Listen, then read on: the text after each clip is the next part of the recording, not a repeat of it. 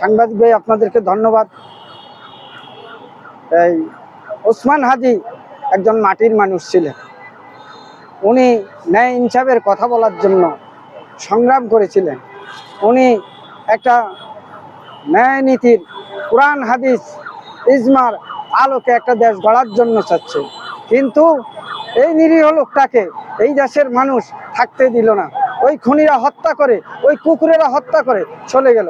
আমি ডক্টর ইউনূসকে দৃষ্টি আকর্ষণ করি বলছি, এই গণ অভ্যুত্থানের মধ্যে দিয়ে আপনি ক্ষমতায় এসেছেন, তাই সেই গণ অভ্যুত্থানের মধ্যে ক্ষমতায় এসেছেন, ওসমান হাদির বিচার যতক্ষণ পর্যন্ত না হবে ততক্ষণ পর্যন্ত আপনি ক্ষমতার থেকে যাবেন না। কারণ আপনার উপরেই ভরসা, আপনি নোবেল বিজয়ী, আপনি ডক্টর ইউনূস অলরাউন্ডার, আপনার দ্বারাই বিচার করা সম্ভব, অন্য কারো দ্বারা সম্ভব না। এটাই আপনার কাছে প্রত্যাশা। ওই খুনিদেরকে আপনি বিচার করুন, ওই খুনিদের বিচার করা না পর্যন্ত আপনি কখনো ক্ষমতার থেকে যাবেন না। এটাই আমার আহ্বান। আসসালামু আলাইকুম।